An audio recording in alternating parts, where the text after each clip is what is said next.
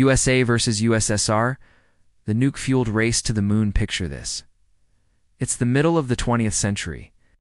Two global superpowers, the United States and the Soviet Union, are locked in a tense standoff, with enough nuclear weapons to literally scorch the earth. As the war ended, American and Soviet forces were in a mad dash to capture the pieces of Nazi Germany's terrifyingly advanced rocket program. The grand prize was the V-2, the world's first long-range ballistic missile, and the brilliant, controversial scientists who built it, like Wernher von Braun. On April 12, 1961, cosmonaut Yuri Gagarin became the first human being to leave the planet, orbiting the Earth in his Vostok 1 capsule. Decided America needed a new finish line. NASA's budget skyrocketed and hundreds of thousands of people got to work. 4 days later, astronauts Neil Armstrong and Buzz Aldrin were in their lunar module, the Eagle, preparing to land on the Sea of Tranquility. Finally, Armstrong's voice crackled over 250,000 miles of static, delivering the most famous words of the 20th century. That's one small step for man, one giant leap for mankind. In that instant, with over 1 billion people watching back on Earth, the United States had effectively won the space race, fulfilling Kennedy's impossible promise. The early Mercury and Gemini programs were crucial, teaching astronauts how to spacewalk, dock to vehicles, and simply survive in orbit for long periods. While America claimed the ultimate prize, we couldn't forget that the USSR achieved an incredible string of firsts that kick-started the entire space age. I'm curious, what part of this story sticks out the most to you? Let me know in the comments below. And if you enjoy exploring these incredible moments from the past, make sure to like this video and subscribe. Thanks for watching. The amazing irony is that this whole competition, driven by the fear of nuclear war, ended up giving us technologies that shape our modern lives. From the GPS in our phones to satellite communications, the intense rivalry eventually cooled. In 1975, the Apollo-Soyuz mission saw American and Soviet spacecraft dock in orbit, and the commanders shook hands through the hatch. It was a powerful symbol. The battle for the heavens, once a substitute for a loud war, finally paved the way for a shared future in the stars. But this progress came at a terrible cost. In 1967, a fire erupted inside the Apollo 1 capsule during a ground test, killing all 3 astronauts. It was a horrific reminder of just how dangerous this all was. Meanwhile, the Soviets were facing their own secret, devastating setbacks. Their program was quietly reeling from the sudden death of its brilliant chief designer, Sergei Korolev. In 1966, he was the heart and soul of their entire operation.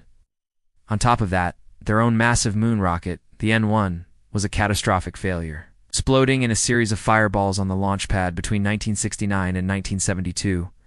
While America's tragedies were public, the Soviet lunar program was falling apart behind the Iron Curtain. So, in a historic speech to Congress in May 1961, he set a goal that sounded like pure science fiction. I believe that this nation should commit itself to achieving the goal, before this decade is out, of landing a man on the moon and returning him safely to the Earth. This wasn't just about exploration. It was a brilliant strategic pivot.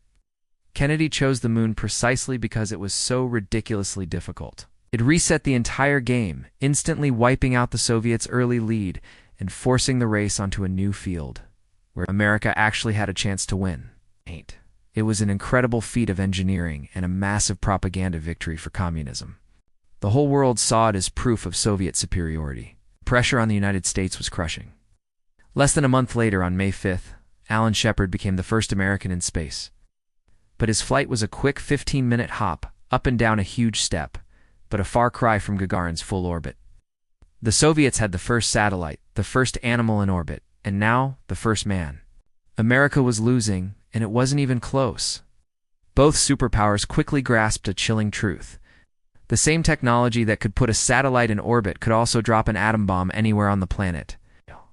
And just like that, the space race and the arms race were born, two sides of the same coin, forged in the same fire of suspicion and fear. A new, silent front in the Cold War had just opened up. So what do you do with all that tension, that rivalry? The Soviet Union had launched Sputnik 1, the world's first artificial satellite. For people all over the world, this basketball-sized sphere circling the planet was an orbiting reminder that the Soviets were winning. In the United States, the reaction was pure shock, bordering on panic. If the Soviets could put a satellite into space, they could hit any American city with a missile. The so-called missile gap became a national crisis. In response, the U.S. government moved fast, creating the National Aeronautics and Space Administration, or NASA, in 1958. Its mandate was crystal clear. Catch up and do it yesterday. The race was on.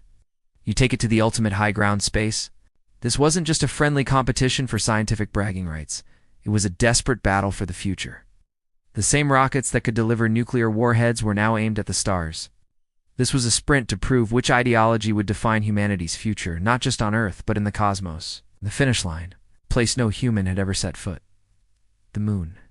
Our story doesn't start with starry-eyed astronomers, but with the smoking ruins of World War II. On October 4th, 1957, that silence was shattered by a faint, steady beep coming from the sky. Just when America thought it was getting its footing, the Soviets delivered another knockout punch. America was stuck in a pattern of demoralizing second-place finishes, and President John F. Kennedy knew that just trying to keep up wasn't going to cut it. Kennedy's challenge lit a fire under the entire nation, and then came the moment. July 16, 1969. The world watched, breathless, as the monstrous Saturn V rocket carrying Apollo 11 clawed its way into the sky. So, who really won the space race? The space race is one of history's most epic stories, full of triumphs and tragedies.